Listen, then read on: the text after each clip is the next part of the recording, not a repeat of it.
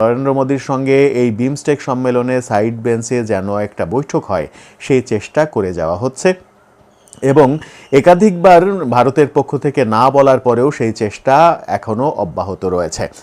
বাংলাদেশের সরকারের high representative Khalilur Rahman তিনি সম্প্রতি বলেছেন, একদিন আগেই বলেছেন আশা প্রকাশ করে যে মোদির সঙ্গে প্রফেসর ইউনূসের এই মিটিংটা খুবই গুরুত্বপূর্ণ এবং তারা আশাবাদী এই মিটিংটা হবে। কিন্তু কেন এত গুরুত্বপূর্ণ নরেন্দ্র মোদীর সঙ্গে সাক্ষাৎটা, সেটা একটা বড় প্রশ্ন। বাংলাদেশি মিডিয়া বলছে যে এই মিটিং হবে, গতকালকেও আমরা দেখেছি বাংলাদেশি বিভিন্ন মিডিয়ায় খলিলুর রহমানকে উদ্ধৃত করে বলার চেষ্টা করেছে যে সাইড বেঞ্চে নরেন্দ্র মোদী এবং প্রফেসর ইউনূসের সঙ্গে মিটিং আজকেই হবে, কিন্তু এখন পর্যন্ত 3 তারিখ পর্যন্ত ভারতের পক্ষ থেকে এই ব্যাপারে কোনো পজিটিভ সিগন্যাল দেয়া হয়নি। ভারতীয় মিডিয়া বলছে সাইডলাইনে কোনো মিটিং হবে না, তাদের হয়তো সাক্ষাৎ হবে, হ্যান্ডশেক হবে, শুভেচ্ছা বিনিময় হবে, কিন্তু সাইডলাইনে কোনো ধরনের আনুষ্ঠানিক মিটিং হবে না। এই যখন বলছে তখন খলিলুর রহমান বলছেন এটার গুরুত্ব অনেক, আমরা চেষ্টা করছি, গত বছরের সেপ্টেম্বর থেকেই কিন্তু এই চেষ্টাটা আমরা লক্ষ্য করছি। এত চেষ্টার কারণ কি? ভারতের সঙ্গে, ভারতের প্রধানমন্ত্রীর সঙ্গে মিটিং কি এমন যায় আসে যখন সরকারের পক্ষ থেকে ভারত বিরোধী নানা রকমের কথাবার্তা বলা হচ্ছে, সরকারের পৃষ্ঠপোষকতায় যে ছাত্র সংগঠনের আবির্ভাব হয়েছে সেই ছাত্র সংগঠন থেকে ভারত বিরোধী নানা রকমের প্রচার প্রচারণা চলে আসছে। আমরা 5 আগস্টের পর থেকে রাজধানী ঢাকা সহ সারা বাংলাদেশে দেয়ালে দেয়ালে ভারত বিরোধী বিভিন্ন ধরনের পোস্টার দেখেছি এবং সেই পোস্টারগুলো কারা করেছে, কারা লাগিয়েছে আমরা সেটাও জানি। সরকারের ভারত বিরোধিতা একেবারে স্পষ্ট হয়েছে। ঠিক তখন যুক্তরাষ্ট্রের চাপে একটু নমনীয় অবস্থা যখন দেখা যাচ্ছে, তখন আমরা দেখলাম যে ভারতের প্রধানমন্ত্রীর সঙ্গে প্রফেসর ইউনূসের একটা মিটিং অ্যারেঞ্জ করার জন্য জোর তৎপরতা চলছে। এই জোর তৎপরতা যখন চলছে তখন আমরা দেখলাম চীন সফর করলেন প্রধান উপদেষ্টা এবং চীন সফরে সেখানে তিনি 7 সিস্টার চিকেন নেক নিয়ে কথা বললেন চীনের সঙ্গে। ভারতের প্রসঙ্গ নিয়ে সেখানে নেগেটিভ আলোচনা হলো। বাংলাদেশের তিস্তা প্রকল্পে চীনকে অন্তর্ভুক্ত করার চুক্তি করা হলো। এত কিছুর পরেও ভারত কেন আমাদের কাছে আগ্রহী? এত কিছুর পরেও ভারত বিরোধিতা তুঙ্গে ওঠার পরেও ভারত থেকে আমাদের কেন চাল আমদানি করতে হচ্ছে, খাদ্যবস্তু আমদানি করতে হচ্ছে? সেই প্রশ্নটা যখন সামনে এসে যায় তখনই বোঝা যায় যে ভারত আমাদের জন্য কতটা গুরুত্বপূর্ণ। বাংলাদেশের বঙ্গোপসাগরের সাইডটা বাদ দিয়ে সব দিকে ভারত পরিবেষ্টিত মানচিত্র আমাদের।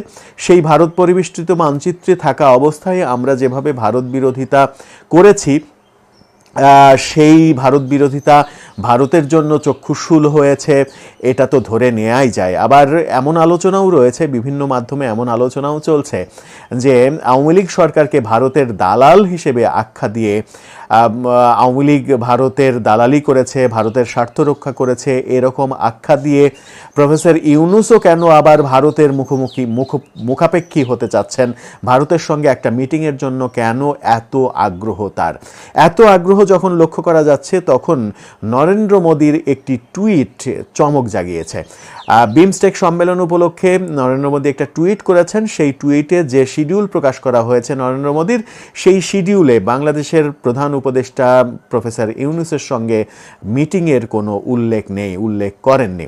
তার মানে হচ্ছে যে ভারতের প্রধানমন্ত্রীর সঙ্গে নরেন্দ্র মোদীর কোনো মিটিং হচ্ছে না। এখন কি ব্যাপারটা এরকম হবে যে গণমাধ্যম যেহেতু নিউজ করে ফেলেছে, গণমাধ্যমকে বারবার যেহেতু বলা হচ্ছে, সেহেতু গণমাধ্যমকে কি এরকম কিছুই বলা হবে যে প্রধানমন্ত্রী নরেন্দ্র মোদীর সঙ্গে প্রধান উপদেষ্টা প্রফেসর ইউনূস যখন বিমস্টেক সম্মেলনে করমর্দন করবেন, শুভেচ্ছা বিনিময় করবেন সামনাসামনি দাঁড়িয়ে, সেরকম ছবি প্রকাশ করেই বলা হবে যে সৌহার্দ্যপূর্ণ পরিবেশে ভারতের প্রধানমন্ত্রীর সঙ্গে বাংলাদেশের প্রধান উপদেষ্টার মিটিং হয়েছে, সেখানে অনেক কিছু আলোচনা হয়েছে, ব্যাপারগুলোকে এইভাবে মিডিয়াতে আসবে?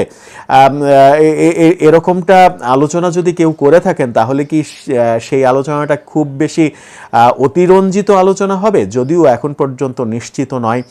যে শেষ পর্যন্ত বিমস্টেকে বাংলাদেশের সঙ্গে ভারতের আদতেও কোনো বৈঠক হচ্ছে কিনা।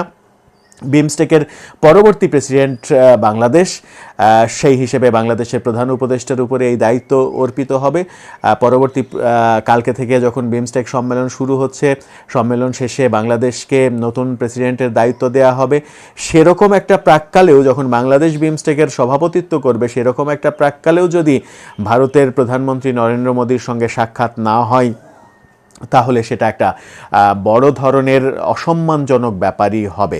কিন্তু ভারতের প্রধানমন্ত্রীর সঙ্গে আমাদের আলোচনার বিষয়টা কি হবে? আলোচনার বিষয়টা কি দুই দেশের স্বার্থ সংশ্লিষ্ট বিষয় হবে, নাকি শেখ হাসিনাকে ফিরিয়ে দেয়া এই একটি বিষয়ে আলোচনা হবে? কোন বিষয়ে আলোচনা হবে?